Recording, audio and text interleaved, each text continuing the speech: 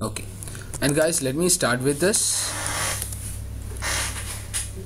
device types. Okay, so this is not much significant, but still let me tell you. Yes, anyone?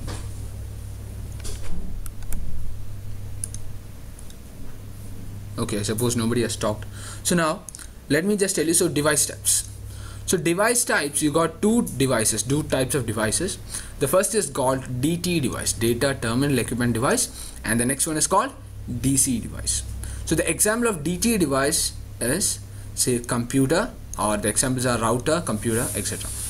Okay, so you can say it will act as a terminal, or it can modify. So the routers and the computers can modify a signal. Okay, or it can say terminate or create a signal, or say can generate a signal, modify a signal, and terminate a signal. So those devices which can do, say, modify a signal, those devices are called DT devices, data terminal equipment. Now DC device, data communication equipment device, the middle device which helps in the communication. Example, switches, modem, CSC, DSU, etc. Okay, now device. So here DT device, they got some specific pin diagram. So this is the pin diagram. So let me just show it to you.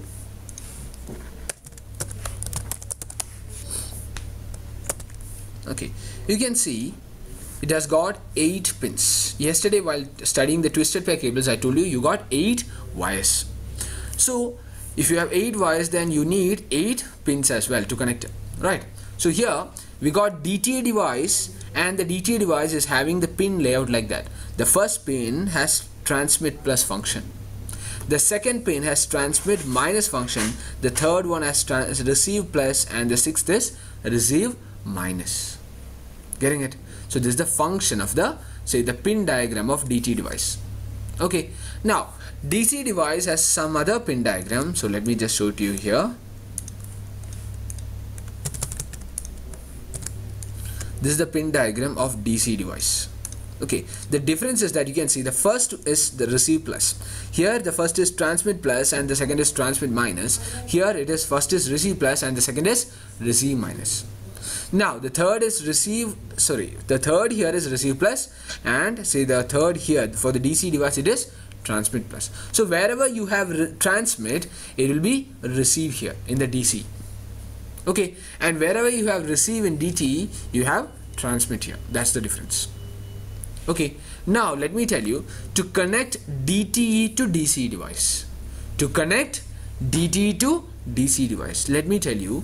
So if you are connecting, say, whatever transmitted from the DT device, it should reach the DC device. Am I right? Okay, so that means whatever transmitted should receive at the receiving end. Clear? So the first pin is connected to the first pin. Okay, now whatever transmitted, say, whatever transmitted through the transmit minus pin should reach the receiver minus pin or the receiving minus pin. So 2 needs to be connected to 2. Now say receive plus can be connected to transmit plus, or whatever transmitted by the DC device, it needs to be received at the receiving end.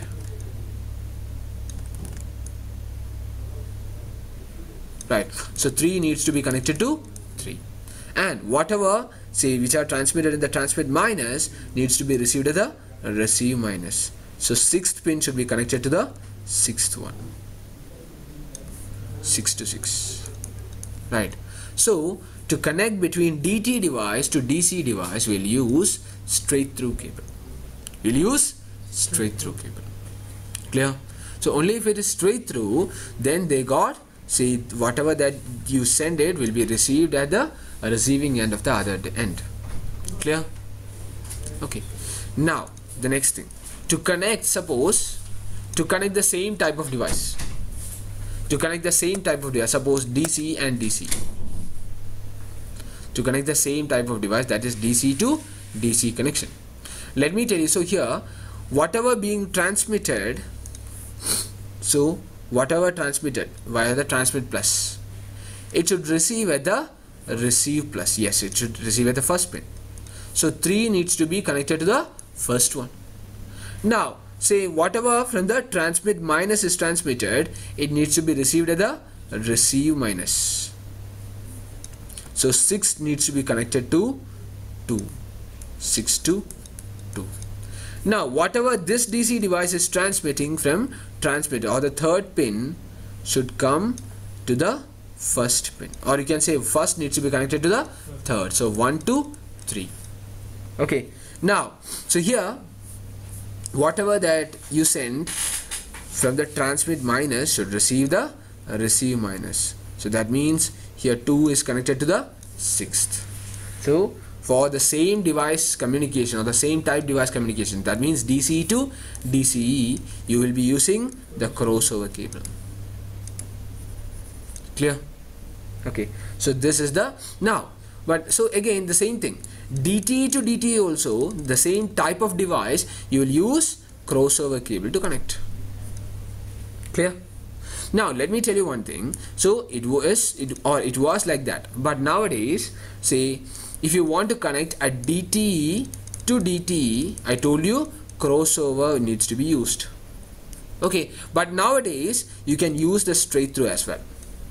You can use the straight through also. Let me tell you how. Because nowadays these devices has got some, say, a new mechanism called auto MDX, which will change the function of these pins. Okay, if you connect these wires differently, then they'll change the function of the pin. That's it. Okay, so even if you connect the different cables, it's gonna work now. Clear? Okay, so this is how you will connect it. So I suppose you have understood. Yes or no? Yes. Okay, now getting it there. Okay, your name was? Lakshan. Lakshan. Okay, so I suppose Lakshan also got it, right? Yes, sir. Okay, there, everyone.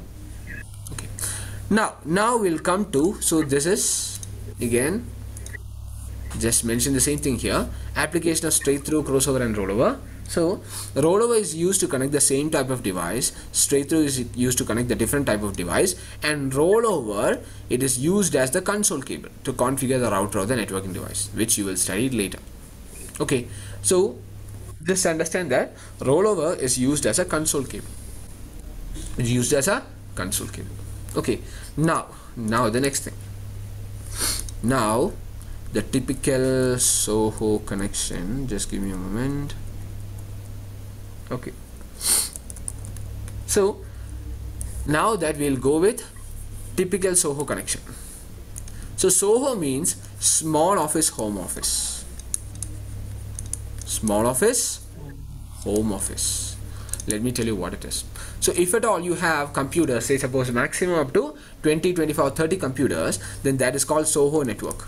SOHO means small office home office. That means say you can connect maybe maximum of 30 computers within the network. Okay, if such a network exists, then that is the SOHO networks. That is a, say, very small network. Okay, now let me tell you, if you got such a connection or such number of, say, such lower number of machines, then all the machines are first connected to a switch here. All the machines are connected to a switch. So PCs, workstation, laptop, PDF, phone, everything, even the servers are also end devices. Yesterday we had talked about it. So these devices will be connected to the switch now. Okay, so again, give me a moment. Okay, so it is connected to a switch, and now so it is connected to a wired manner, right? It's connected to a wired manner. Now, so what about the wireless device? You also need to connect the wireless device also, right? Nowadays we connect using the wireless channels. See, so for connecting the wireless devices, you will have the laptops here. So we will utilize the wireless connections, and from the laptop you will connect it to a device called wireless access point.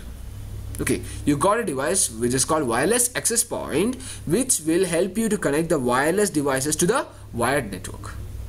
Clear?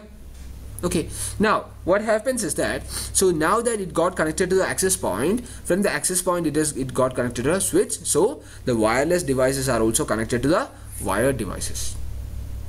From there you will connect it to the firewall, and the firewall then to the router, then to the internet. So this is the typical internet connection that's in the SOHO networks. Clear? This is the usual connection. Okay, so the connection can change as well. Clear, guys? Now going to much more larger topology here. If at all you have, say, much more larger topology, suppose you got a building. If you got a building, now let me tell you. So say in that building, suppose you got 1000 PCs. Let me tell you how it's gonna, so you're gonna connect. So all these PCs here, in each floor you have different PCs. Now if you have different PCs, then all these PCs will be connected to a switch. All these, I mean, say some PCs will be connected to this A40 switch, some PCs will be connected to A39 switch, some PCs will be connected to A2 switch, like that they will connect. And to say the switch which is connected to the computer, that switch is called access layer switch. So you will have different access layer switches. Okay, now from the access layer switch you will connect it to the distribution layer switch. Okay, so you will first connect it to access layer, then to the distribution layer, and from that distribution layer, then you will connect it to the router. Then from the router you will connect it to the external world.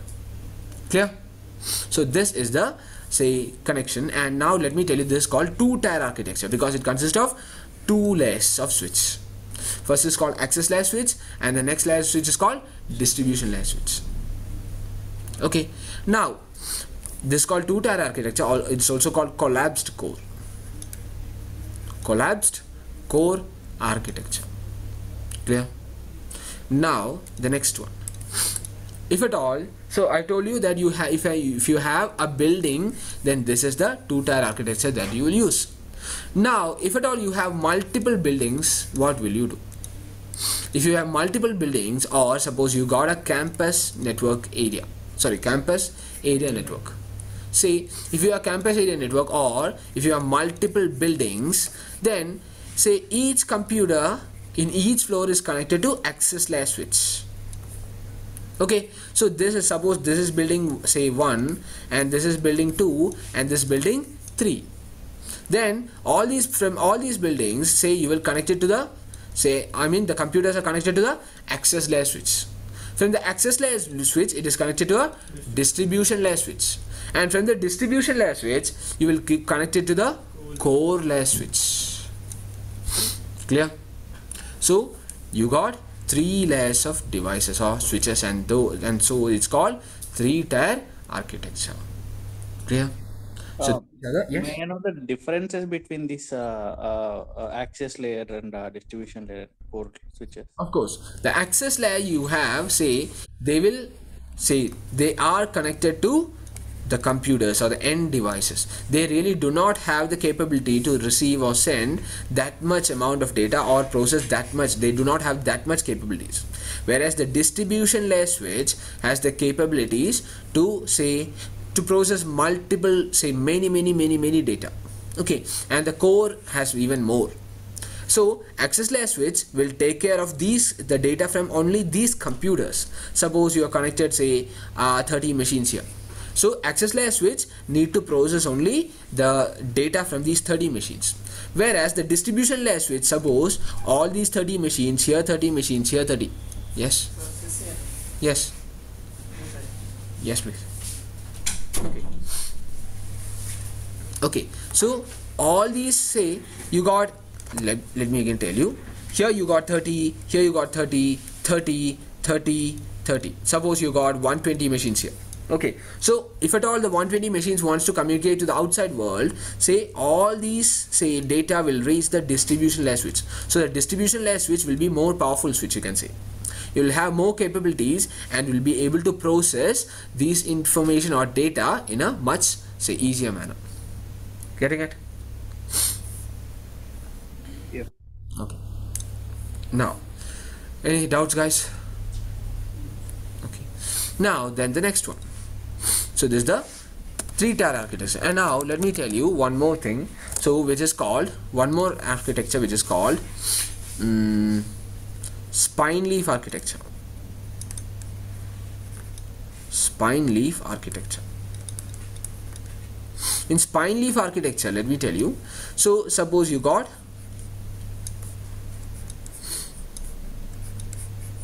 you got two types of switches, and this spine leaf architecture is not used everywhere, so only in some condition it is used. Okay, so just understand that you got two types of switch which called, so this switch is called the spine switches, and this switch is called the leaf switch. So from the leaf you will connect to all the spines.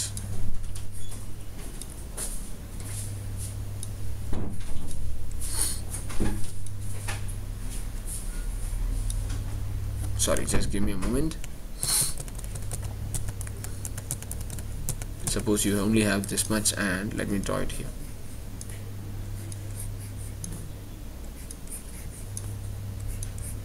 Okay, so now this is the spine switch and this is the leaf switch. So each leaf switch will be connected to all the spine switches here. So this leaf also will be connected to all the spine. Same over here. Here also the same.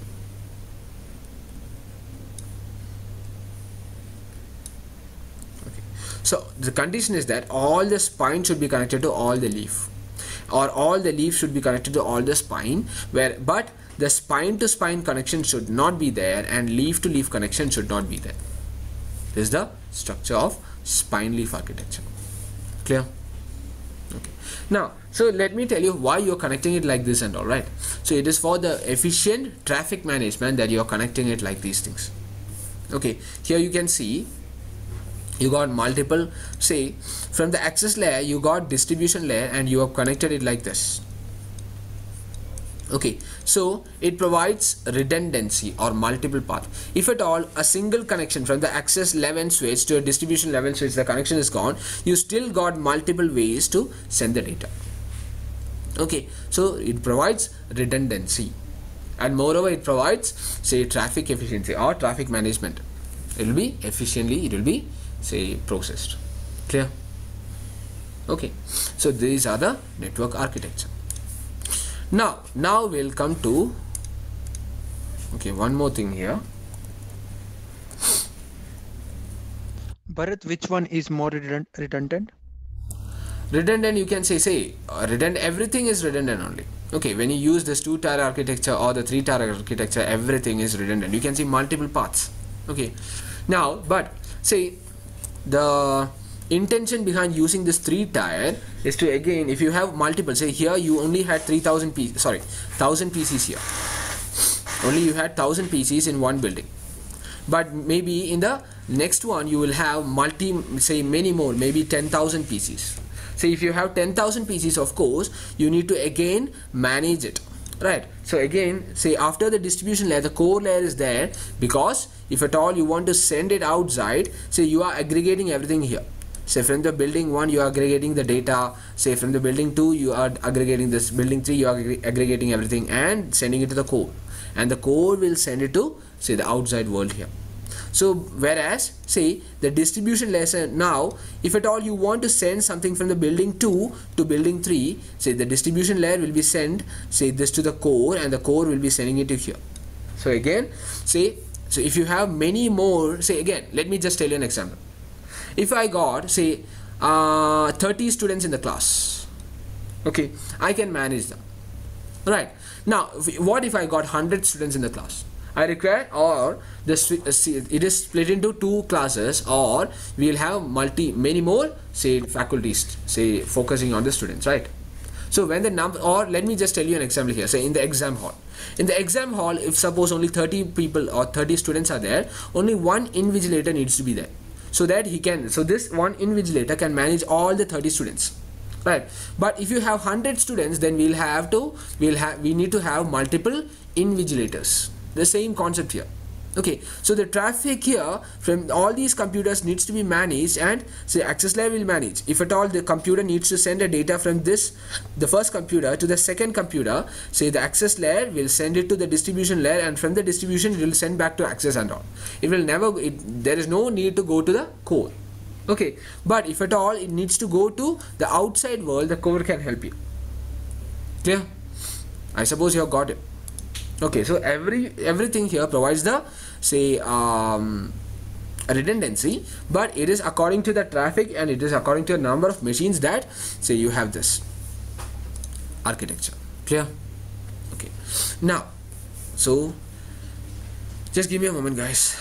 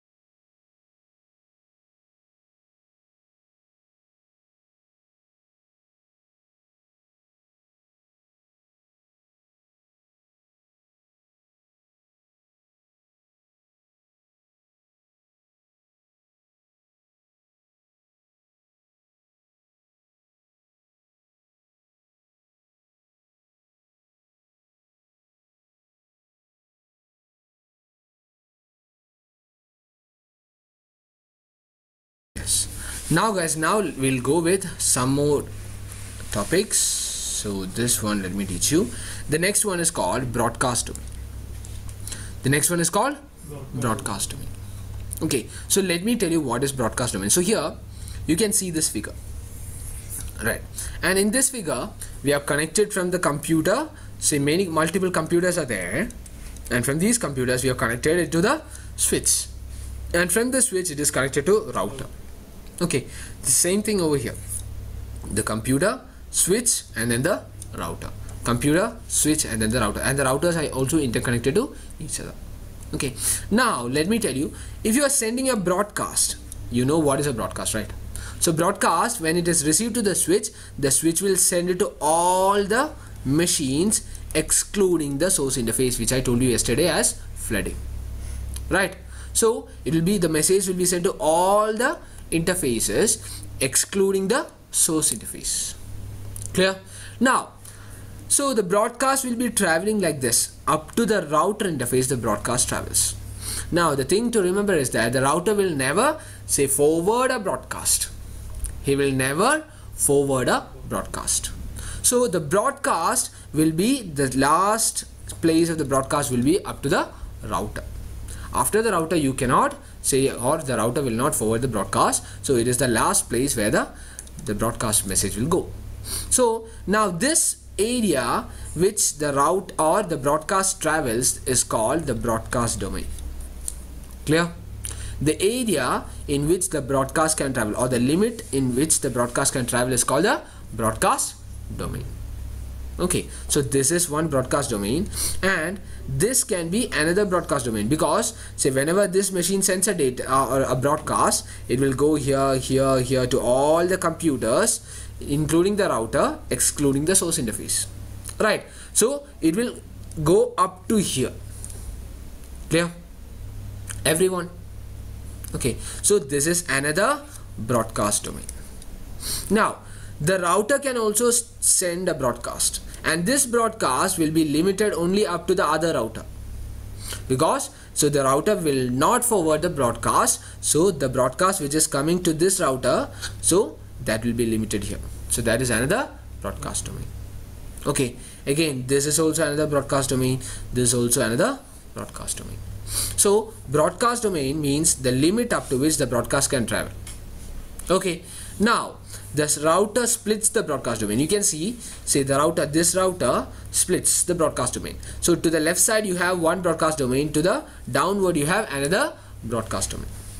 Okay, now each interface of a router is in different broadcast domain. You can see, say considering this router, say suppose this interface is in one broadcast domain and this interface is in another broadcast domain. So each interface of a router is in different broadcast domain. Now you can consider a switch here, this switch. the entire switch. I mean the switch entirely, it participates in a single broadcast domain by default. Clear? Any doubts, guys?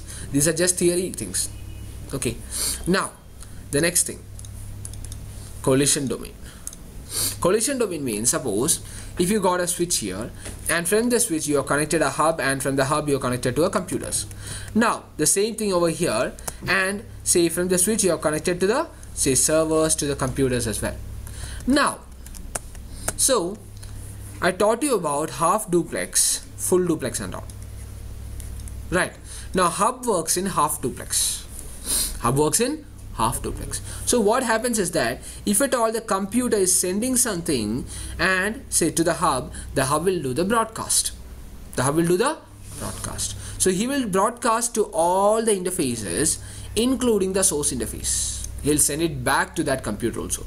So whenever this, suppose the computer is sending something, it is continuously sending something. At that time when hub sends back, there are chances for collision. There are chances for collision. If there are chances for collision, then the collision can go up to the switch. It can go up to the switch interface. Okay, so this area up to which the collision can occur is called collision domain. It's called collision domain. So this is also a collision domain, because there is a hub and there are chances that the collision will happen. Okay, and if at all you connect a hub, this is also a collision domain, or this is also a collision domain, so this is also a collision domain. So each interface of a switch is in different collision domain, you can see. Clear? Okay, so switch splits the collision domain. Each interface of a switch is in different collision domain. The entire hub comes in the single collision domain. Any doubt? Okay, simple things, right? So this is the collision domain. So guys, again let me tell you, so you need to revise what is broadcast domain and all, because later we will study what is this broadcast domain. We will be studying more things about the broadcast domain, these things. Clear? Okay, now let me tell you the next thing, number system conversion. Okay, so this thing you will have to do. Okay, so now let me tell you how you can. So number system conversion, I'll be teaching you decimal to binary and binary to decimal. So shall we start with decimal to binary?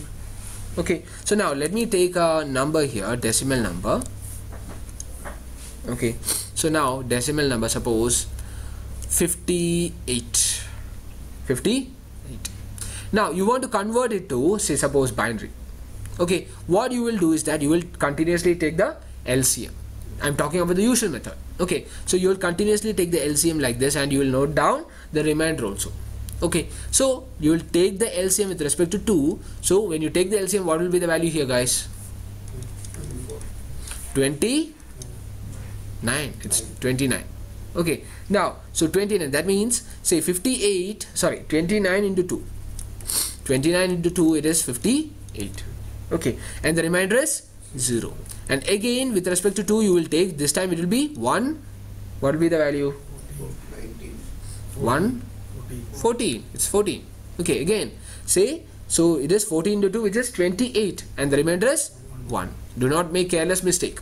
Okay, now again we will divide it with 2. So what is the value? 7, and the remainder is 0. Now again you will divide it with 2. What is the value? 3, and the remainder is 1. And again you will divide it by 2. 1, and the remainder is 1. And the value here, the respective value here, it will be like this. You will take the remainder, the reverse form of the remainder. So the value will be 1 1 1 0 1 0 1 1 1 0 1 0. So this is how you, say, calculate from decimal to binary. Clear, everyone? So if I give you some question, are you able to do it? Okay, so in that case let me give you some question. Say 60, say 63, 200, 191, 250, 255 and 512. Take your time and do. We have a lot of time, so take your time and do. Okay.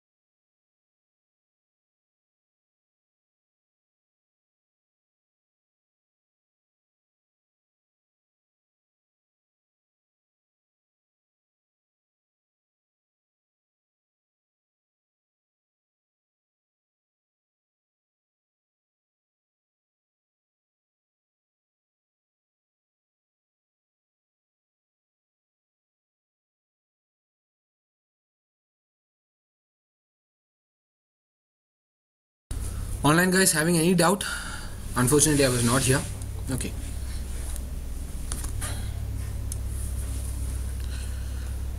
Offline students, any doubt? No. Okay. We'll wait for One basic query, Bharat. yes, hello. What is the basic difference between switch and a hub? Switch and a hub. Yesterday I suppose we have discussed that, right? So hub, the thing is that, so hub is a non-intelligent device. It doesn't have anything. Okay, so if you take the hardware part of a hub, then inside you have just nothing but, suppose some connections will be there, that's it. Some kind of connections, say interconnections will be there, that's the only thing. It doesn't have any chip, it doesn't have those things and all, but the switch has many things inside, and one thing is a chip, or it is a, say, hardware called ASIC, okay, which performs the switching function efficiently. Whereas the hub, suppose if the hub has got some interfaces here, if the hub has got some interfaces, say these interfaces, say what happens is that these are interconnected to each other. Okay, so whatever messages it receives, it will be sent to all the interfaces. That's what it happens. Clear? So that's the hardware level, say, difference. Got it? Yes. And also, like, switch can have a MAC address? Of course, they will have the MAC Okay. address. Okay, yeah, okay. Thank you.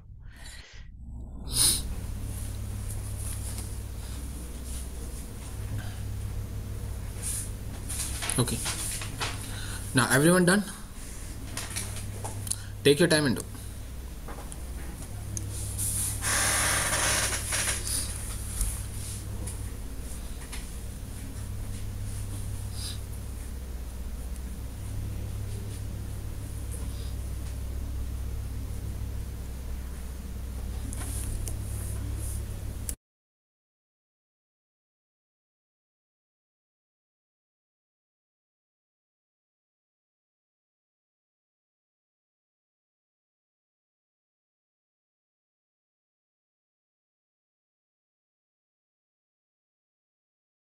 So guys, shall we discuss then?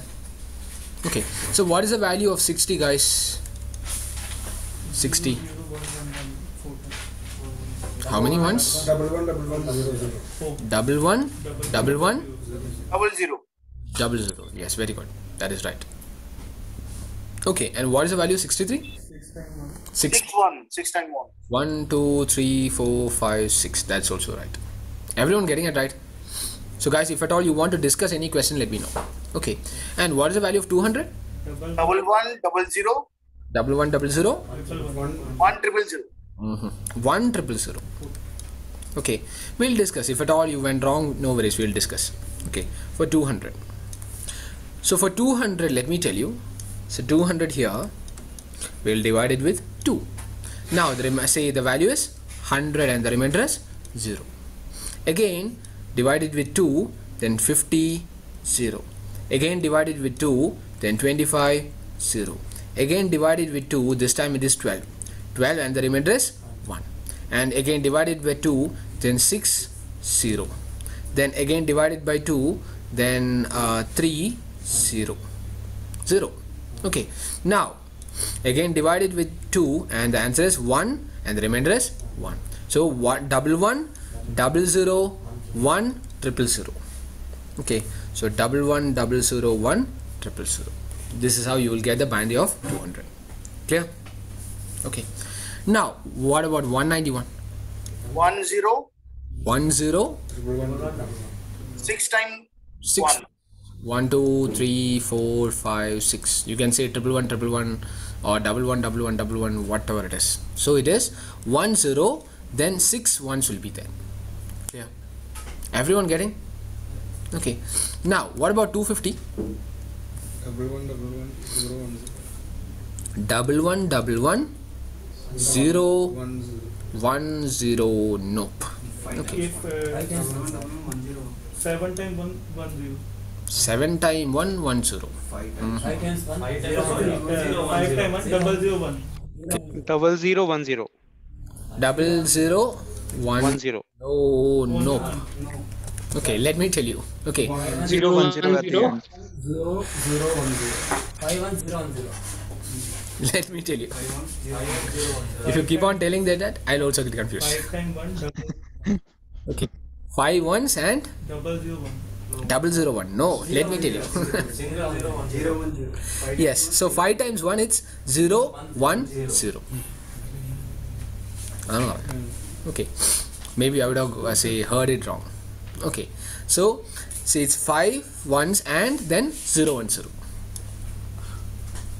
Okay, now that's what I told. So even if you tell the correct answer, I'm getting a lot of answers from here, there, and all. Okay, now what about 255? 8 ones. Everyone got it. 8 ones. Okay, 255. 1, 2, 3, 4, 5, 6, 7, 8. What about 512? 1 and 9 zeros. 1, 2, 3, 4, 5, 6, 7, 8, 9. So 1, 2, 4, 8, 16, 32, 64, 122, 5, 512. Yes, you are right. Okay, so this is how you calculate the decimal to binary. Now shall we calculate the reverse? Okay, the binary to decimal. Okay, so binary to decimal.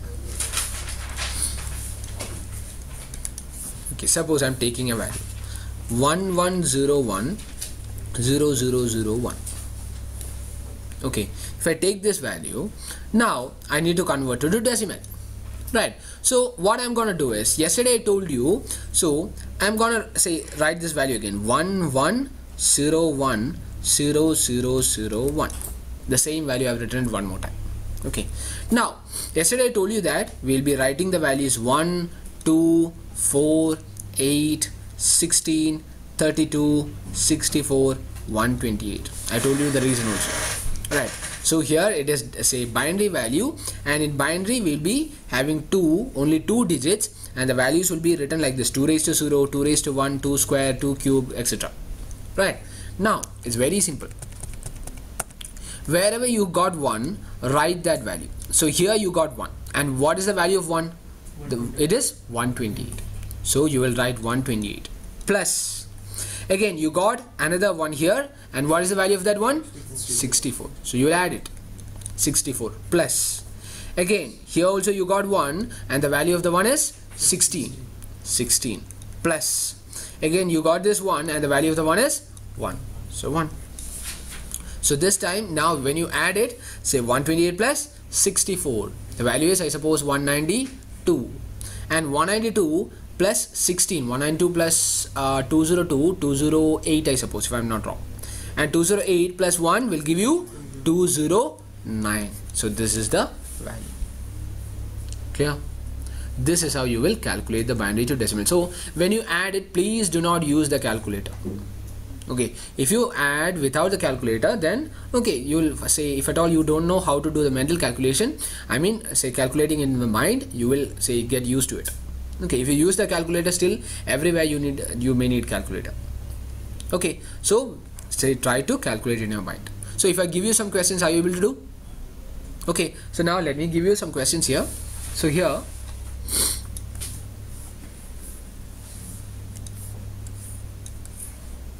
okay, so now this question, suppose 11001100, okay, 1100011111, okay, now 11110001, 1100 or 11101111, okay, and 11111111.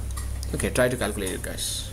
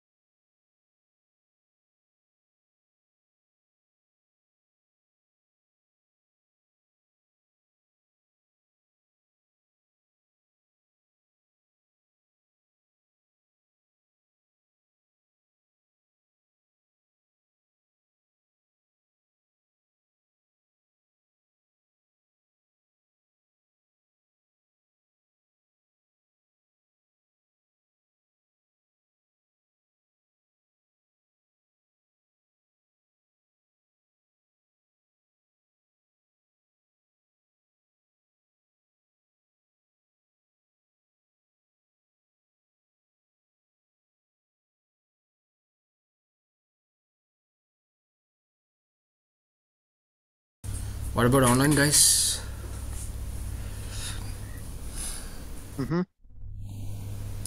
Done, Nikhil? Yep. Okay, we'll wait. I'll wait for everyone to finish.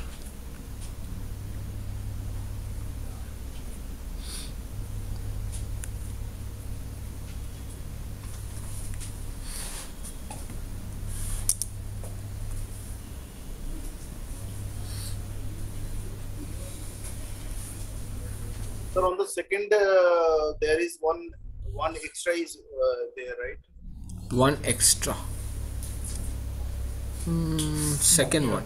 Okay. Let it be. 1, 2, 3, 4, 5, 6, 7, 8, 9. Okay, let it be.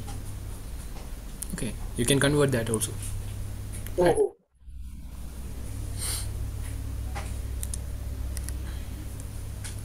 Here there are 9 bits. Okay.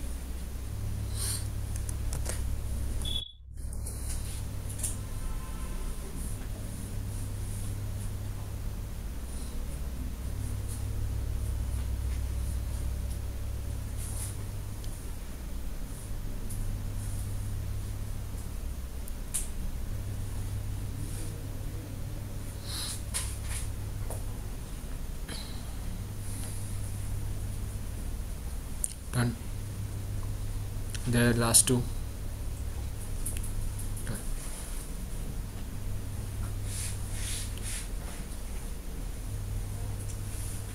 Okay. Shall we discuss then? Okay. So now, guys, so here, what is the first answer? 204. Let me check. 192 plus 8 plus 4, 12. So 192 plus 8. Okay, you are right. 204.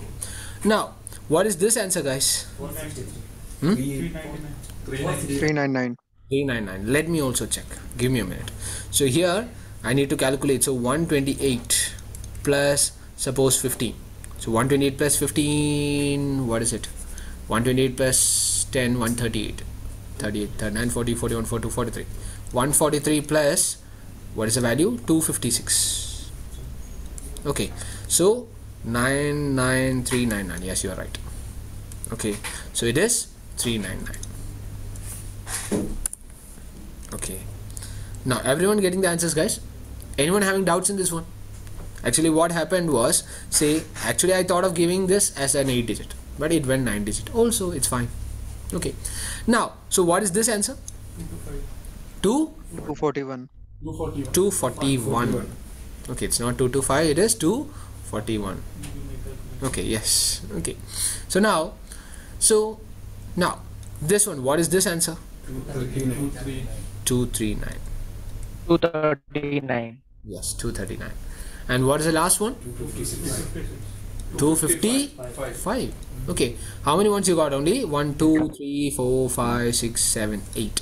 8 ones you got. So when you add all the 8 ones, you're gonna get 255. Clear? Having doubt? Got it? Okay. So now, this is how you will do the binary to decimal conversion. Now you're gonna study something called IP address. So you can write the heading IP address. IP address.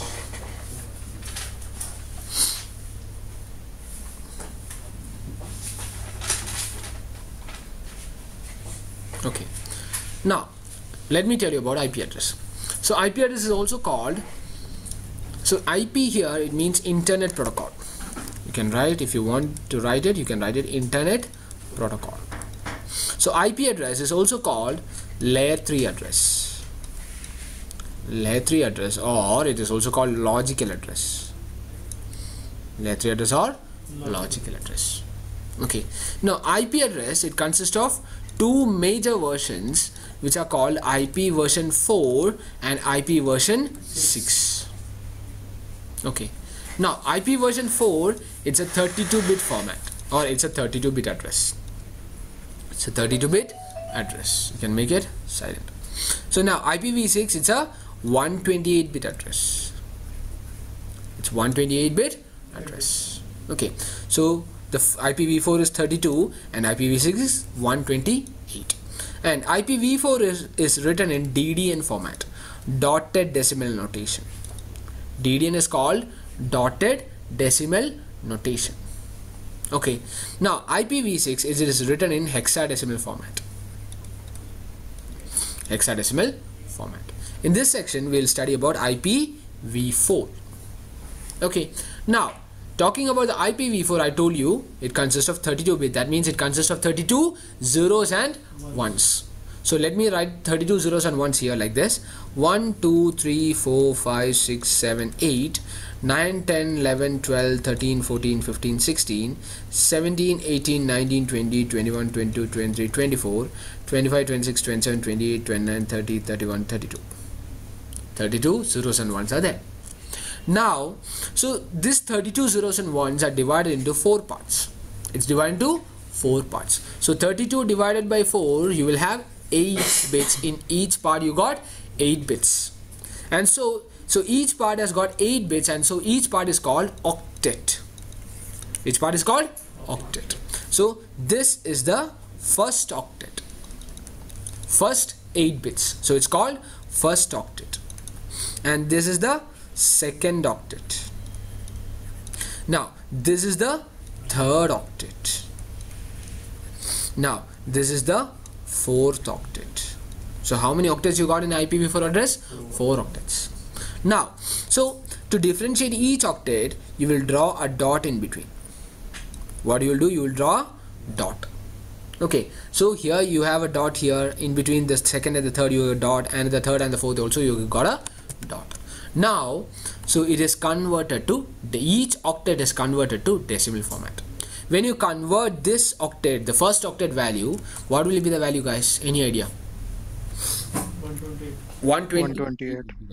Because 1 2 4 8 16 32 64 128, only you have a 1 in the place of 128, so the value here will be 128.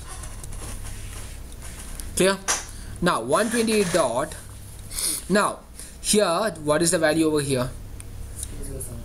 207. When you calculate, say 192 plus 15 you need to add, so it will become 207 dot. This value, it is 129 dot. This is 241. If you calculate it, you will get as 241. So this is how you write an IPv4 address. Clear, guys? And this format is called DDN, dotted, this one, DDN, dotted decimal notation. Clear? So this is how you write an IPv4 address. Any doubts? Yeah. Initially, above you told it's a layer 3 and the logical address. Yes. So layer 3, what that signify? The network layer of the TCP/IP. Of course it is, but we haven't discussed about the network layer, nothing like that, right? So we will discuss it tomorrow. Okay, okay. And logical address means that also we'll going to discuss in the coming classes. No, we'll tell you it now itself. Okay. So, say the MAC address I told, it's a physical address. It is physical address. It is burnt inside the NIC, right? So that is physical. So now let me tell you. So you might be aware of, say, the chassis number. The chassis number in the vehicles, right? So that is written over in the vehicle. So this the chassis number, so and so value is there in the vehicle. So that one, it is permanently, it is there. Okay, so similarly NIC will have a permanent address, which is the physical address. It'll be, say, there forever there. Okay, but logical address here means you can assign multiple addresses. That means, say, these IP addresses can be assigned by ourselves or the administrator himself. Okay, so that is logical. You can add it or you can give that value. We do not have, say, a permanent address. Okay. It can be variable, or it can be varied, or it can be changed by the network admin. Clear? Yeah, thank you. Got it? Okay. Now guys, now coming back, so this is how you will write an IPv4 address. Now, so here each octet has got 8 bits. Each octet has got 8 bits. Now let me tell you about each octet. So octet's minimum value will be when all the 8 bits will become zeros. When all the 8 bits become 0, the octet will have the minimum value, which is 0. Okay, and the maximum value of an octet is when all the 8 bits will become 1. If all the 8 bits will become 1, the value will be 255. Clear? So the octet, the value of the octet ranges between 0 to 255. Clear? So if I write an IP like this, 45.25.260.180, is it a valid IP or not? No, because 260 is there, but say you cannot write 260 because say each octet the value needs to range from 0 to 255 only. Clear? Okay. So this is how you write an IPv4 address. Now we'll write the classification of IPv4 address. You can write the heading classification of IPv4 address. Classification of IPv4 address.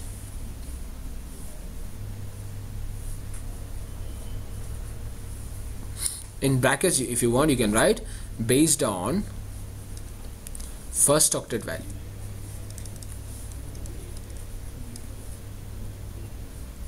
Based on first octet value. Okay, let me tell you the classification. Okay, so it is classified into class A, class B, class C, class D and class E. 5 classifications are there. So if the first octet value is between 1 to 126, that is called class A. If it is 1 to 126, then that is called class A. Now if it is 128 to 191, it is called class B. When if it is 192 to 223, it is class C, and 224 to 239, it's class D, and from 240 to 255, it is class E.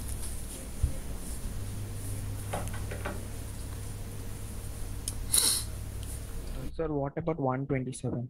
127 is a special address which is called loopback address. Okay. Something else missing other than 127? 256.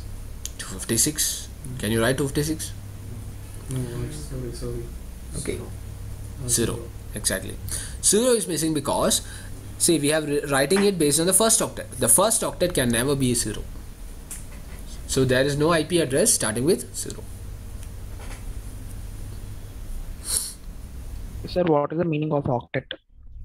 Octet is nothing but 8 bits here. This combination of 8 bits is called an octet. That's it. Yeah, thank you. Now guys, now let me tell you. So here you got 5 classes. Okay, now among the 5 classes we'll be focusing on these 3 classes, the first 3 classes, class A, class B and class C, because these classes can be assigned to machines. The IP addresses which are assignable to the machines are class A, B and C, whereas class D, it is called multicast address. It's called multicast address, and class E is reserved for research and development purpose or for experimental purpose. Okay, so our discussion will be say limited to class A, B and class C. Okay, now let me ask you a question. So if at all I'm giving you an IP, suppose the IP here is 58.158.250.21. Which class does it belong to, guys? Class? Class A. Yes, very good. Because say we have divided based on say the first octet, and the first octet value is 58, which is in between 1 and 126, so it is class A. Clear? Okay, getting it? Okay. Now what about this one? 224.0.0.10. Class E. Sorry, D. Right. So 224, if it is starting in 224, then that is class D. Clear? Now 192.168.1.100. Class C. Clear? Okay. So Now that you are given with an IP and you know how to find the say the classes, right? We'll go with one more thing. Okay, one thing. Now the next thing, let me tell you, an IP address consists of two parts. An IP address consists of two parts. The first part is called network part. It's called network part. And the second part is called host part. So it consists of two parts, the network part and the host part. Okay, so just telling you an example here. If you take Sachin Tendulkar. Sachin Tendulkar. So Sachin here, it means, say, it is his individual name, right? And Tendulkar is his family name. I suppose everyone knows that, right? So it is his family name. Tendulkar is his family name. And Sachin is that guy's individual name. Similarly, the network represents the family. The network represents the family in which, say, family it belongs to, or in which network the IP address belongs to. And the host is the individual part. Is the individual part. Clear? Now, talking about class A. So suppose I am taking an example. Can somebody tell me an example of class A IP? 10.0. Yes. 10.0.0.1. Anything. 10.0.0.1 or 1 dot whatever. So here say 10 dot means, or 1 dot, so both are between 1 to 126, so that is class A. Okay, so this is class A. Now, or let me write this also, let me edit this one. Say 10.28.51.125. this is an IP address and it is a class A because it starts with 10. Now, so this is a class A address. And in class A address, let me tell you, so you got first octet in the network portion. The first octet is in the network portion. And the rest 3 octets will be host portion. So it will be like this: network.host.host.host. It means the first 8 bits will be reserved for 8 bits are for the network portion, and the rest 24 bits are reserved for host portion. Clear? Everyone getting it? Okay. There also. Okay. Now, so now about the class B. Okay, coming with the class B. Suppose I'm taking an example here for class B. 150.150.150.150 is the class B address. Yes. Why is it class B? 150. Because of the 150 in the first octet. Okay, now this is class B, and for class B by default, say it will be like this: network.host.host. That means the first 16 bits or the first 2 octets are reserved for network, and the rest 2 octets are reserved for host. Clear? Okay. Now, coming to the next one again. So here, just give me a moment.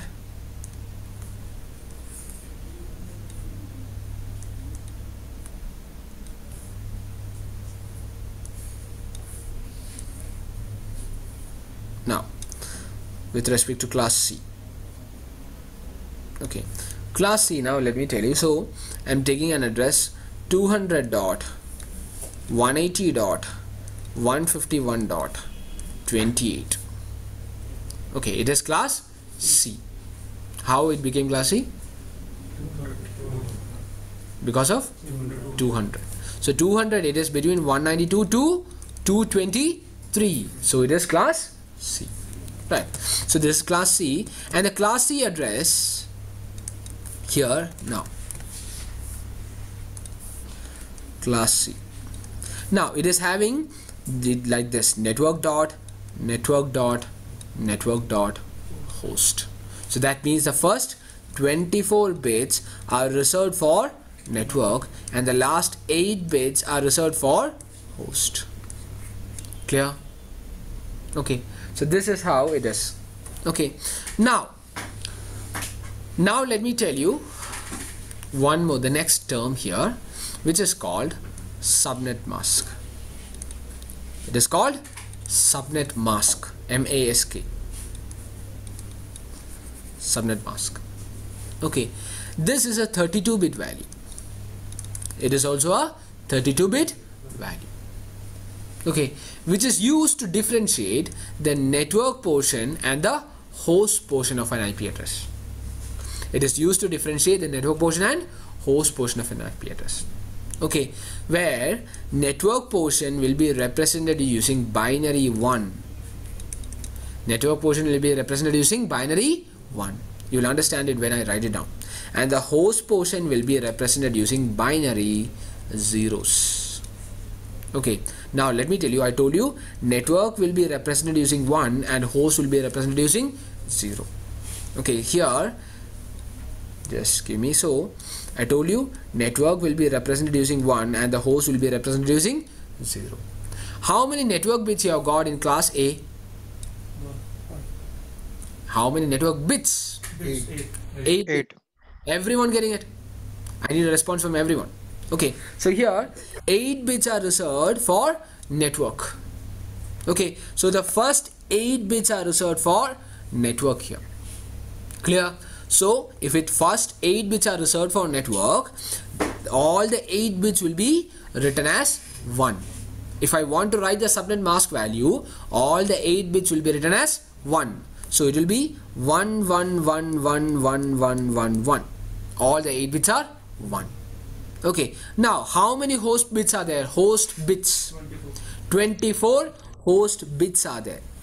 So for host bits, or host will be represented using 0. That means 24 host bits will be represented using 24 zeros.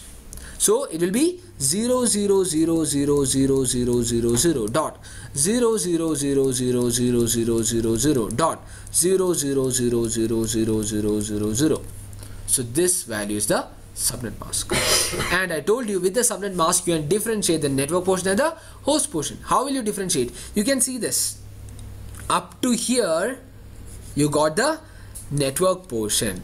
Wherever it is 1, you got the, up to 1 you have the network portion, and up to, and the later things it will be host portion. So you have differentiated it, right? How many ones are there? 8 ones are there, so 8 bits are reserved for the network, and 24 bits, 24 zeros are there, so 24 zeros are, or 24 bits are reserved for host. Getting it? Got what is subnet mask? Okay, subnet mask is a 32-bit value which is used to differentiate the network portion and the host portion of an IP, and it will be always be having continuous ones and then continuous zeros. Clear? Everyone here? Okay, nothing. This subnet mask is a 32-bit value. You can see there's a 32 zeros and ones. Okay, it consists of 32 zeros and ones. And here, say the first 8 bits are reserved for network, so 8 bits will be made 1. Because I've told you in subnet mask, say the network portions will be made as 1. Okay, so how many network bits you have got here in the class A? In the class A, first 8 bits are network, so 8 bits will be made 1. And the rest 24 bits are host, so 24 bits are made zeros. Done. But if somebody asks what is subnet mask, will you say like this 11111111 dot 000000000 dot 0000? Even that would take hours, or maybe say months to complete, right? So we would convert it to decimal format. We would convert it to decimal format. So the decimal format, if you convert it, what will be the value here? You got 8 ones. 255. Dot 0 dot 0. So this is the subnet mask value of class A IP address. Getting it? Okay, so this is the subnet mask. So if somebody asks what is the subnet mask value of class A, you can directly tell it is 255.0.0.0. Okay, so now let me write it down here. So here,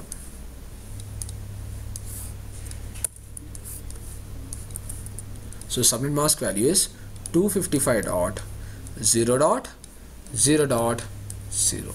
So this is the subnet mask. Clear? and it will not change for class A. It will be constant. It will be same for all the class A IP address. The subnet mask will be same. Clear? It will never ever change. Okay. Now for class A. So this is the subnet mask for class A. Okay, and in subnet mask, what did you do? All the network portion you have made it as 1, and the host portion you have made it as 0. Okay, the host bits have made it as 0. Now coming to the next thing, coming to the class B. Okay, how many bits you have assigned it for network? 16 bits you have assigned it for network. So how many ones will be there in the subnet mask? 8 ones. 8 ones. Are you sure? 16 ones, because see, Yeah. 16 network pins are there. Each octet is having 8. Yes. So each octet is having 8, but such how many octets are there? 2 octets. 2 octets. 16. Total 16 one will be there. Okay. Yes. So 16 ones will be there, and so the subnet mask will be like this: 255 dot 255.0.0. 0.0. Everyone got it? Or do you want me to explain? Explain. Yes, got it, sir. So yes, sure, but let me explain. So here you got 16 bits for the network and 16 bits for the host. Okay, and in the subnet mask, you know that, say this is the subnet mask. In the subnet mask value, you know that network bits will be made as 1 and the host bits will be made as 0. So 16 bits of network are there, so 16 bits will be 1. So 1 1 1 1 1 1 1 1 dot 1 1 1 1 1 1 1 1. So 16 ones are there. Okay, now 16 bits are reserved. The next 16 bits are reserved for host. So next 16 bits will be zeros. 16 zeros will be there. 1 2 3 4 5 6 7 8. 1 2 3 4 5 6 7 8. And this value, when it is converted to decimal, you will have 255 dot 255 dot 0 dot 0. Clear? Okay, so this is how you will write the subnet mask value. Clear? Okay. Now about class C. About class C. Now who can tell me the subnet mask value? 24. 255, 255, 255. Yes, let me tell you. Here you got 24 network portions. Okay, so 24 ones will be written. Okay, so again let me tell you, subnet mask is a value. So here let me just, okay, in subnet mask what you're gonna do is, so you will make all the bits, okay, all the network bits as 1. So how many network bits are there? 24 network bits are there. 24 ones will be there. If you got 24 ones, the value will be 255 dot 255 dot 255 dot. Okay, and 8 host bits are there. 8 zeros will be there, and so the value will be 0. Clear? Okay, there. Getting it? Okay. So everyone. Okay. Yes, sir. Yes. Okay. So this is how you write the subnet mask. Okay. Now, so if I give you an IP address, suppose I'm giving you an IP 183.141.100.51. Which class it belongs to, guys? B. Sure. B, sir. B. Class B. Okay, it belongs to class B. And what is the default, or what is the subnet mask? 255.55.0.0. 255.255.0.0. Okay, so I suppose for class B, again here you can see it will not at all change. It will always be the same. For class B address, the subnet mask will always be 255.255.0.0. Okay. Yes. Now then the next term. The next term is called network address. The next term is called network address. What is this network address? I'll tell you a little bit later. Now just understand, we'll study a term called network address. Okay, so now network address, let me write it down.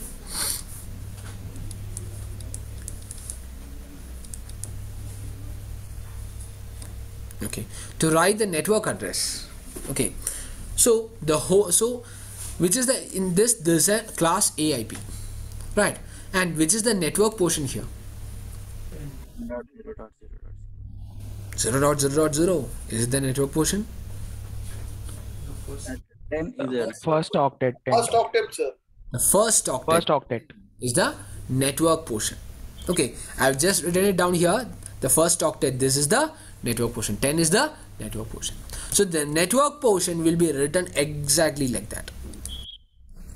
The network portion will be written exactly like that. Now, then the host portion will be made 0. Or the host bits will be made 0. How many host bits are there? 24. 24 host bits are there. Okay, here you can see I have noted it down. 24 host bits are there. All the 24 host bits will be made 0. Okay, so 0 0 0 0 0 0 0 0 again 0 0 0 0 0 0 8 zeros again 8 zeros. So this value will be 10 dot 0 dot 0 dot 0. This is the network address. What you have done is you have written the network portion exactly like that, and all the host bits are made zeros. Then you got the network address. Clear? Okay. Now the same thing you are gonna do it for the class B also. For class B here, say what will be the network address, guys? Just give me a moment. Yes, you can answer once I have taken this. Okay. Yes, now you can answer.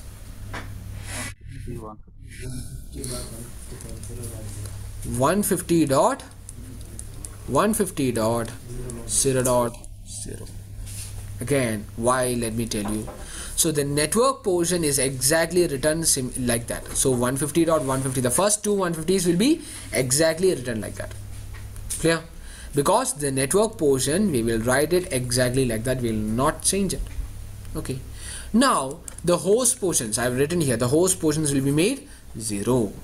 So here, which are the host portion? The last two octets are the host portion. All the last two octets will be made 0. So the end result will be here 0 dot 0. Clear? Everyone? Yes or no? Yes, sir. Okay. Now the class C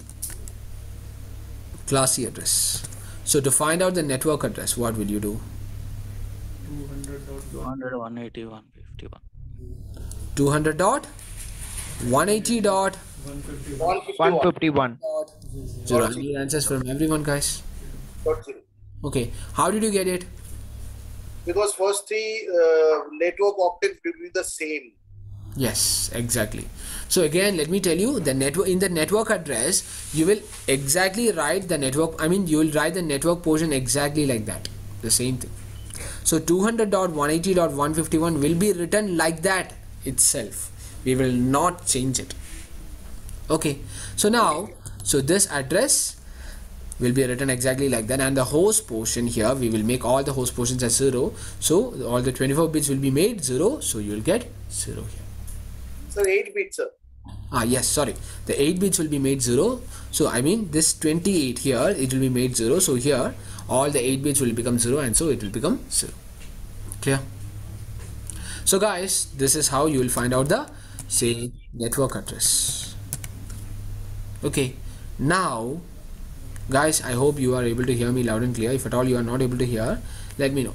Okay, now the next thing is that you will, one more term is there called broadcast address.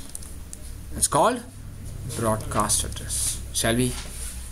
Okay, so broadcast address here, let me tell you. Sorry, Bharat, your voice is cutting out. Like, I'm not sure whoever, anybody else is same facing here. the Yeah, issue. same here, same here.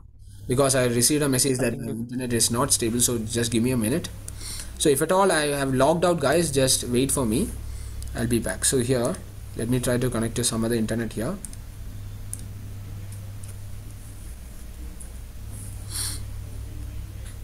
Okay, now is it clear? Yeah. Okay, so now guys, now let me say yes. The next one is called broadcast address. Broadcast address, where all the host bits will be made 1. I'll tell you what it is a little bit later. Now just understand how you can write it. Okay, all the host bits will be made 1. Okay, now the network portion will be written exactly like that. So the previous thing also I've told you the same thing. Say the network portion here, what is the network portion here? 10 is the network portion, which will be written exactly like that. That means 10 dot. Okay, now all the host bits will be made 1. How many host bits we have it here? 24. 24 host bits we have. All the 24 host bits are made 1.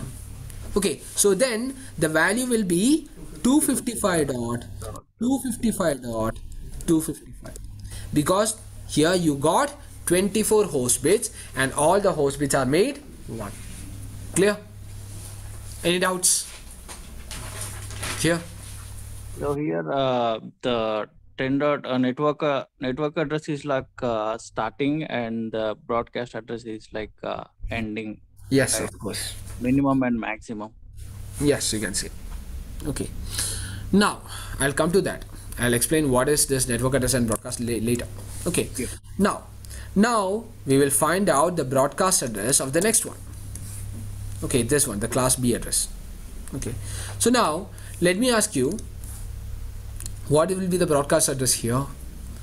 150.150.255.255. Yes, again the network portion will be written exactly like that.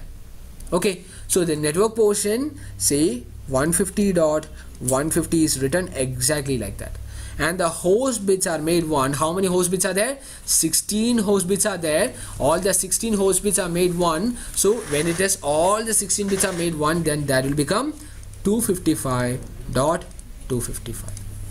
Clear? Any doubts? Okay, now the next thing, here again you're gonna write the broadcast address. So the broadcast address, what will be the broadcast address here? 200.180.151.255. The same reason. Okay, network portion, it will be written exactly like that, and the host portion, the 8 bits will be made as 1. So you will get it as 255. Clear? Now, so if I give you an IP address, whether are you able to write down its class, its subnet mask, the network address and the broadcast address? Yes or no? Yes, yes. So can you try it out? So let me give you an IP. Okay, so the IP here is, suppose 151 dot 251 dot say 10 dot 121. So you need to write down the class, then the subnet mask, the network address, the broadcast address. These are things. Write it down, write it down. We'll discuss that. After writing, we'll discuss.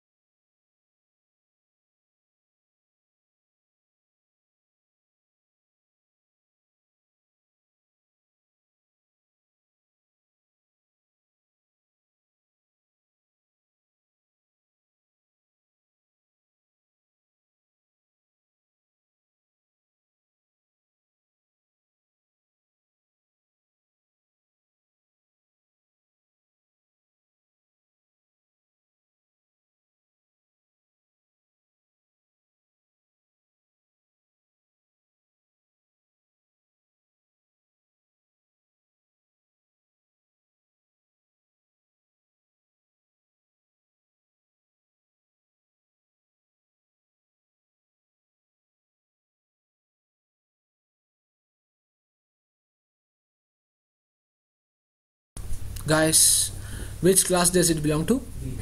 Class B. Yes, sir. Yes. Why is it class B? 150. Because of 151. 150, which is the first octet value. Okay. Now, what is the subnet mask of class B? 255 255.255.0.0. 255.255.0.0. Okay. Now, what is the network address here? 151.251.0.0. 151.251.0.0. Okay. And what is the broadcast address? 151.251.255.255.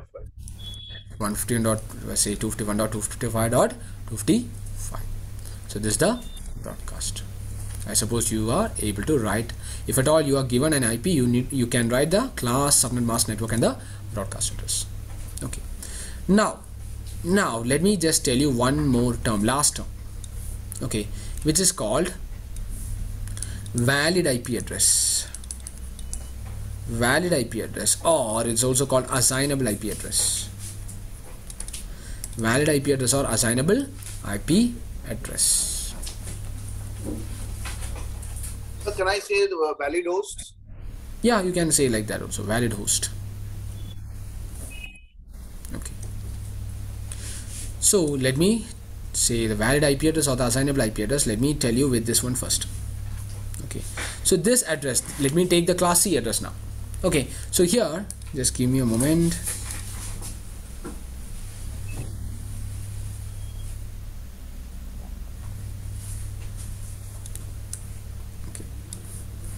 So here you have, yes, the network address is there, 200.180.151.0, and the broadcast address is there, 200.180.151.255. Okay.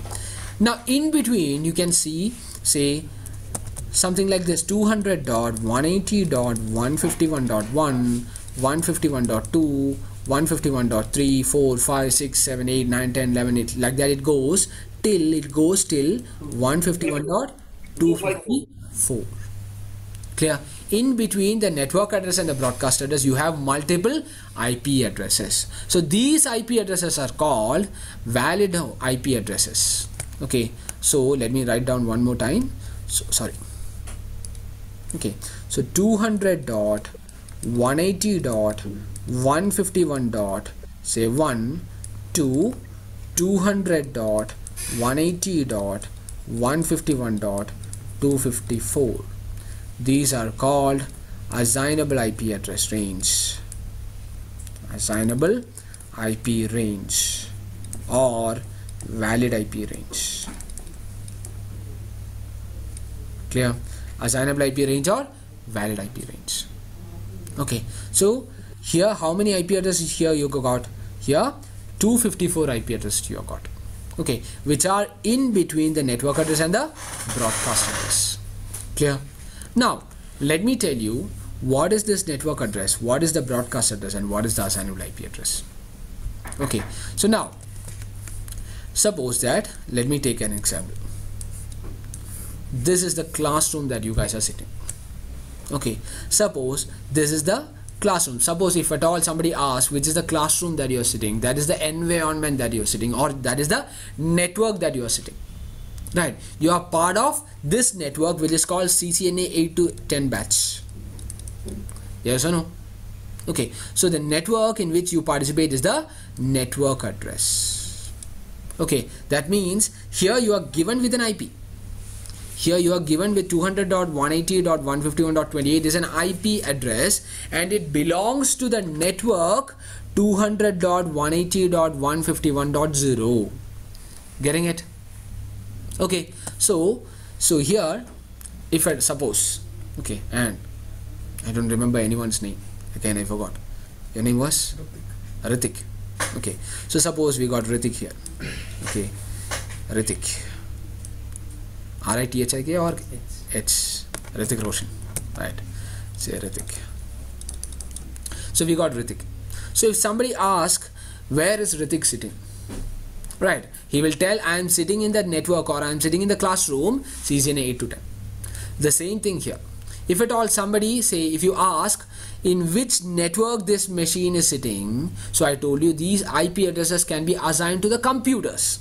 Okay, suppose this IP address 200.180.151.28 IP address is assigned to a computer, and if somebody says in which network he is sitting, you can say the network address. He is sitting in the network 200.180.151.0. So the network address represents the network in which the machine is sitting. Clear? Or do you want me to explain one more time? Explain That's one more clear. time. Okay, let me tell you. So here, suppose, okay, you have multiple computers here. You have multiple computers here. And I told you, so I can assign IP addresses to the computer. Okay, suppose that I am assigning an IP 10.001 here, and I am assigning an IP 10.0, some random IPs I am assigning. Okay, some 10.003 here, 10.004 here, 10.005, 10.006, etc. Okay, now this is the CCNA classroom. We got computers in the CCNA classroom, and I have assigned IP address to the CCNA classroom. Okay, now in the CCNP classroom, it is another different network. Suppose that's the CCNP classroom. We got multiple computers here. We got multiple computers. Now computers here is given with IP like this: 20.001, 20.002, 20.003, 20.004, 20.005, 20.006, etc.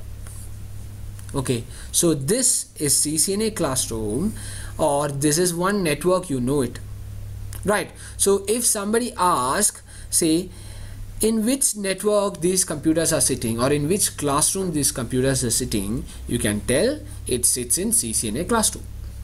Okay, but technically speaking, if somebody asks, say you are given with some IPs to the computers, which is 10.001, 10.002, 10.003, 10.004, etc. Okay, now if somebody asks in which network these computers are sitting, you will tell the network address, which is 10.0.0.0. This is the network address. And how did you get the network address? The network address, you have got it here because the network portion you have made it exactly like that, and all the host portion you have made it as 0. Clear? So the network here is 10.0.0.0. Okay, now these IP addresses which are assigned to the computers, that is called assignable IP address or valid IP address. Okay, so here the 10.001, 0.02, 3, 4, 5, 6, 7, 8 like that up to say some value. Okay, these IP addresses which can be assigned to the computers are called assignable IP address. Okay, then at last you have something called broadcast address. At last you have something called broadcast address. So broadcast address represents all the computers in the network. It represents all the computers in the network. Okay, so again correlating with this example here, which is our example, the classroom example, CCNA classroom. Okay, so the network in which you are sitting is the CCNA classroom. Okay, and in the classroom you got multiple students here. So one of them is Ritik, and suppose here your name was Vijesh, and here your name was Nishant, and there Lakshan, and there Srikant, there Naresh, there Satish, there Karan. So you got many people, right? So Ritik, Vijesh, Nishant, I'll say Lakshan, say Srikant. So these are the individual names.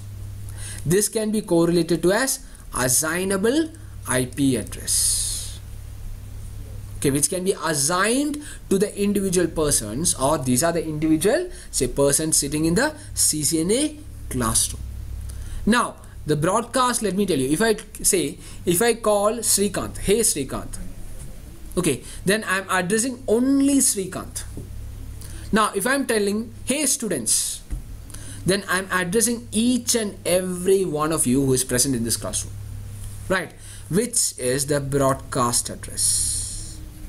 Which is the broadcast address. So the broadcast address represents all the students sitting inside the classroom.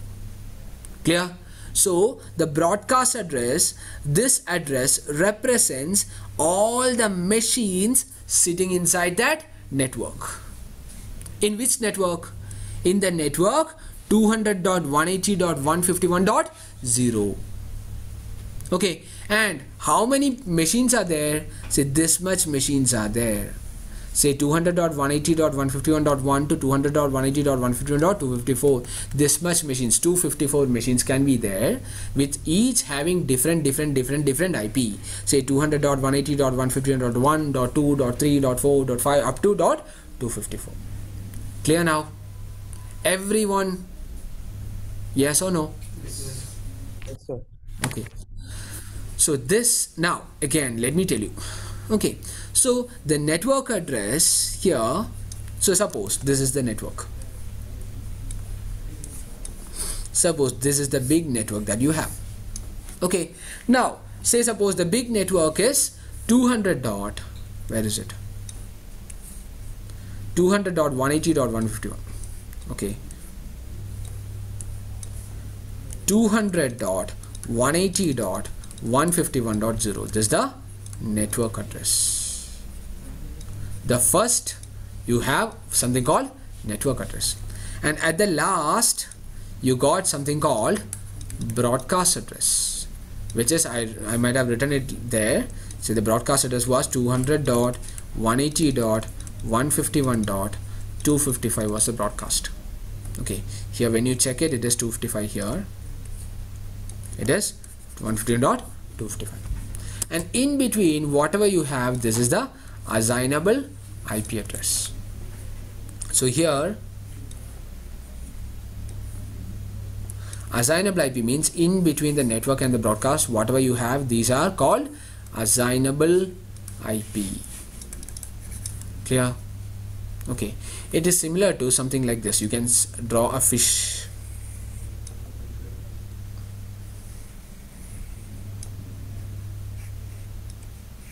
Okay, broadcast address can be referred to as a tail of the fish. It comes at the last portion of a network. Okay, so this is the tail portion, which is similar to the broadcast address, which comes at the very last portion of a network. Okay, now the first one, it can be, say, the network address can be correlated to as the head portion, can be correlated to as the head portion, which is coming as the first one. Clear? And in between you got the flesh. We are eating the flesh, right? We will not eat the say the head and the tail portion. We'll eat the in between flesh portion, right? So flesh portion can be correlated to as, say, the assignable IP or the valid IP address. Clear? Okay, now we have not yet finished, guys. Let me now tell you. So here you have written down the assignable IPs here for class C. Now to write the assignable IP for class B, now let me tell you, you may feel a little bit confused, but I'll explain. So what is the network address here? The network address is 150.150.0.0. The broadcast address is 150.150.255.255. So the assignable IP or the valid IP address will be from 150.150. Nope, 0.1. Starting. Yes, the starting is 0.1 to 150.150.255.254. So this is the assignable IP address, IP range or valid IP range. Okay, don't feel confused. If at all you're feeling confused, let me tell you. So this network address is starting like this, 150.150.0.0. Okay, it's starting like this, 150.150.0.0. And the very next IP address is 150.150.0.1. Think about like this. Say you have 9 o'clock. Suppose now it is 9 o'clock. And what will be the very next instant? It will be 9 o'clock, 0 minutes and 1 second. Then 9 o'clock, 0 minutes, 2 seconds. Then 9 o'clock, 0 minutes, 3 seconds. Like that it keep on going, right? Now, so like that this will also keep on going. 150.150.0.2. Okay. Now the next is 150.150.0.3. Now, sorry guys, 0.4. Okay, 0.5, 0.6. It will keep on going till 0.255. Okay, now after this, what will be the next address, guys? Yes, 150.150.0.255 you have, and after that you got 150.150.1.0, because the maximum has reached in the 4th octet. You have reached the maximum in the 4th octet. So the next value will be 1.0. It can be correlated to this one. Say, suppose you have reached 9 o'clock, 0 minutes, 59 seconds. Now, what will be the next instant? Whether you will write it like this, 9 o'clock, 0 minutes, 60 seconds. Will you write it like that? No. Instead, you will write it like this. You will increment in the minutes.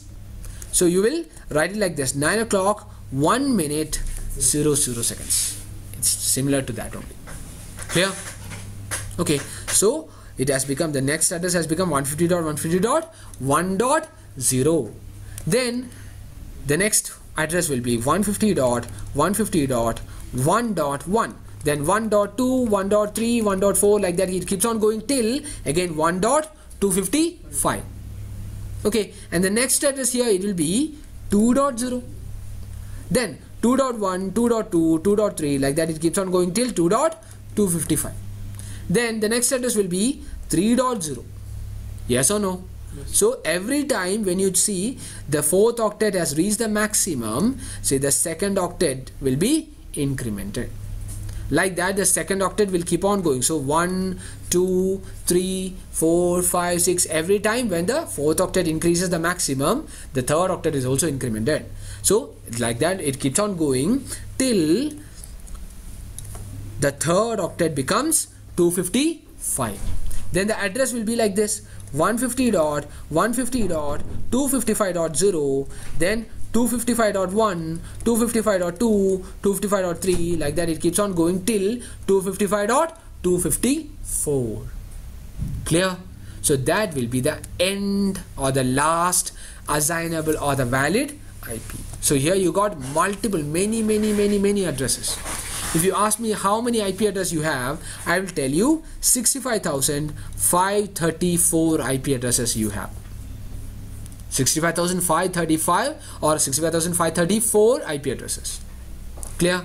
But if you take a look at this one, the class C, not this one. So here in class C, the one we have discussed, how many IP addresses you have got here?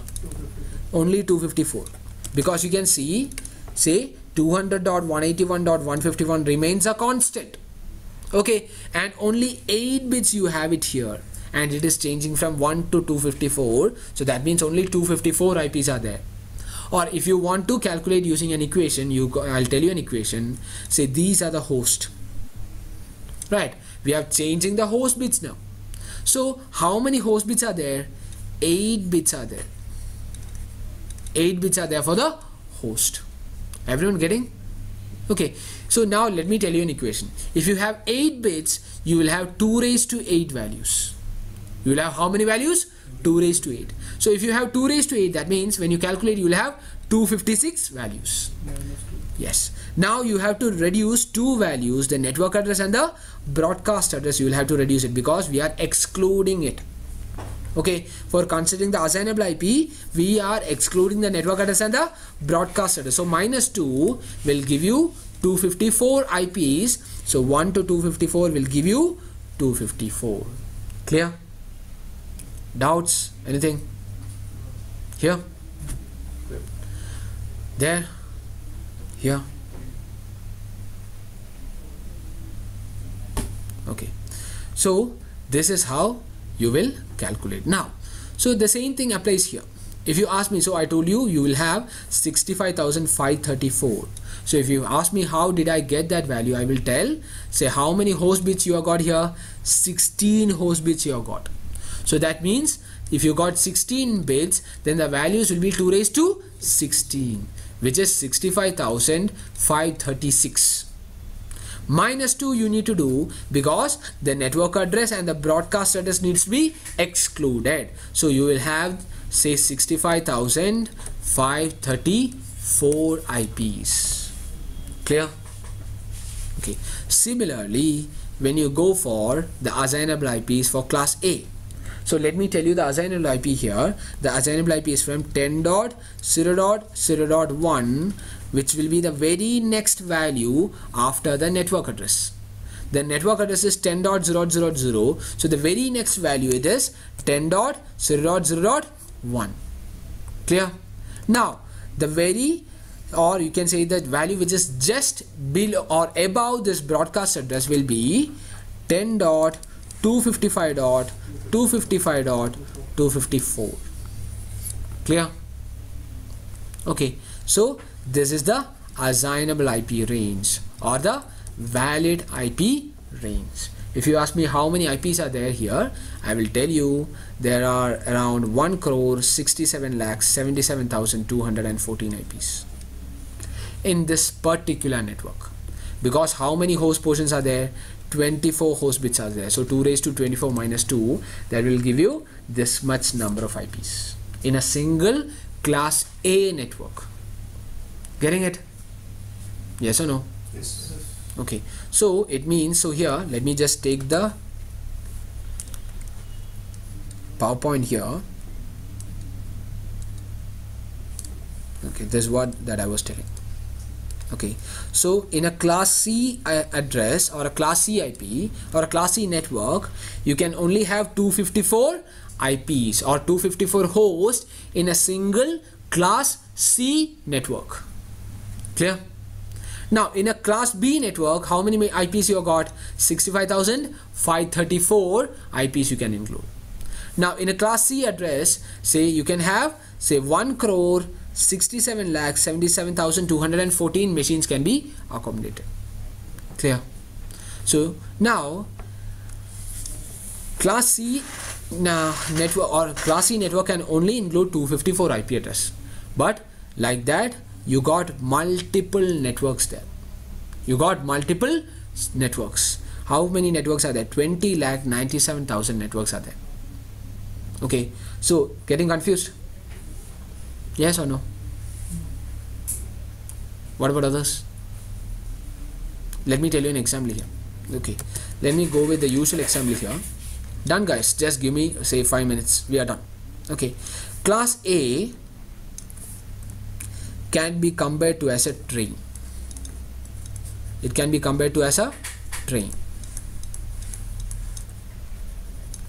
where the train can include, in a single train you can accommodate how many people? Suppose 1,67,22,000 or suppose 77,000, right?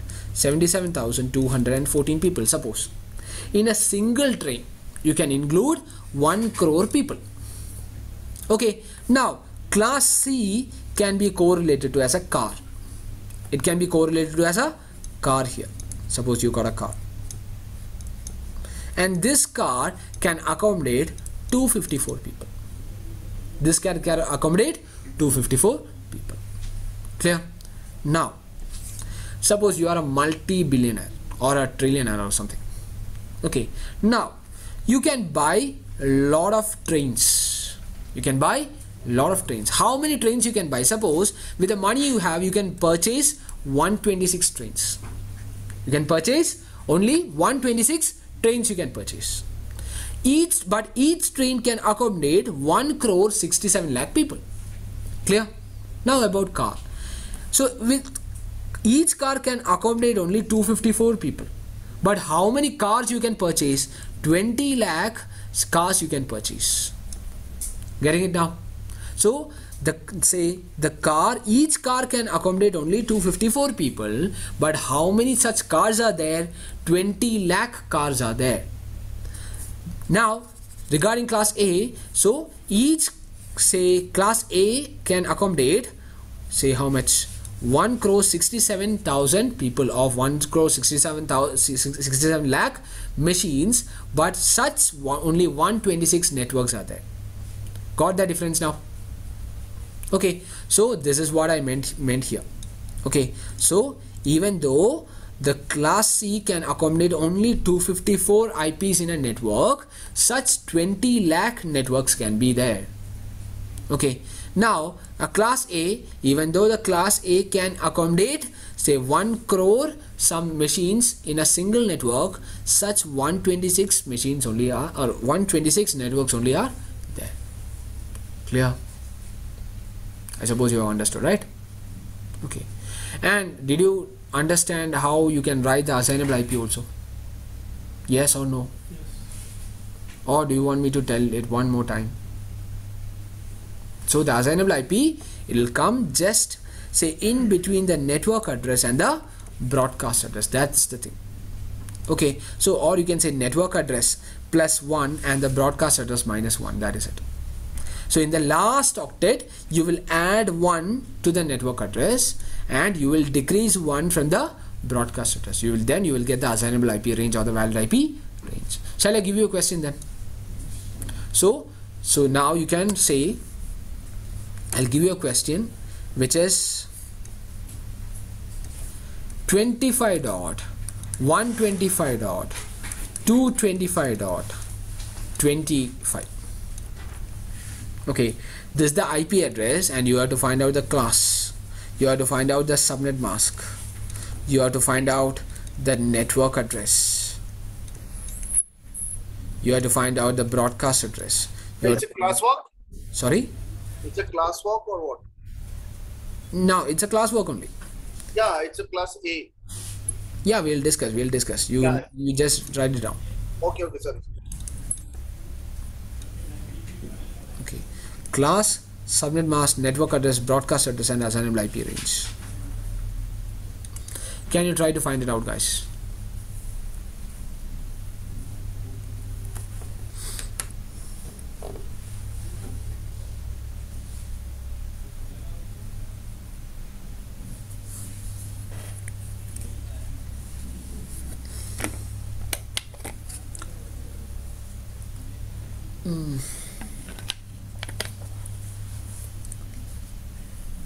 Just give me a minute.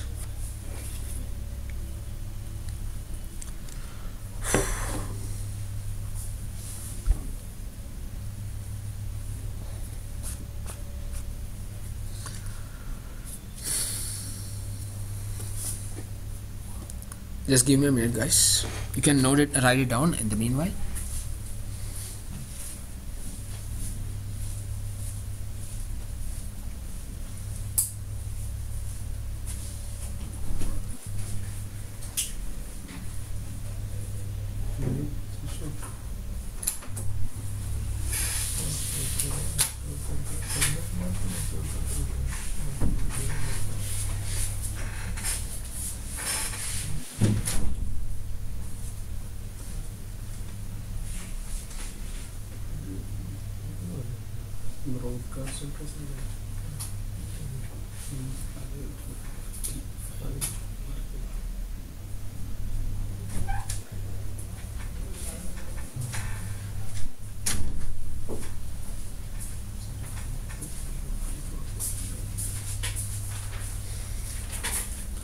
Done?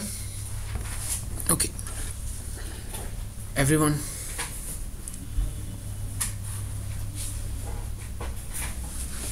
Just So shall we discuss? Okay, so now guys, again, so we'll discuss that. Okay, so which class does it belong? Class A. Okay, and what is the subnet mask? 255.0.0.0. And what is the network address? 25.0.0.0, because again I told you the network portion will be written exactly like that, and whereas the host portion will be made zeros, and these are the host portions. Clear? Okay, so 25.0.0.0, so these host portion will be made zeros. Okay, then you will get 25.0.0.0. And what is the broadcast address? 25.255.255.255. And what is the assignable IP address? 25.0.0.1 to 25.255.255.254. Clear? Done it? Sure? Okay, so I suppose you know how to write, right? Okay, then shall we wind up then? So let me give you a homework also. Okay, 3 homeworks. You need to write down all these things: the class, subnet mask, the network address, broadcast address, and assignable IP. Okay, so now 28.128.100.100, 158.160.161.200, and 192.168.200.200, and 126.120.20.200, and 100.1.2.3. So these are the homework questions, which we'll discuss it tomorrow. And guys, yeah, write it down and then I'll tell you.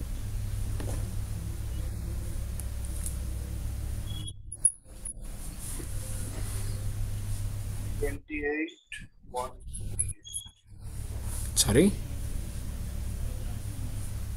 Okay. So now guys, let me pause or let me stop recording.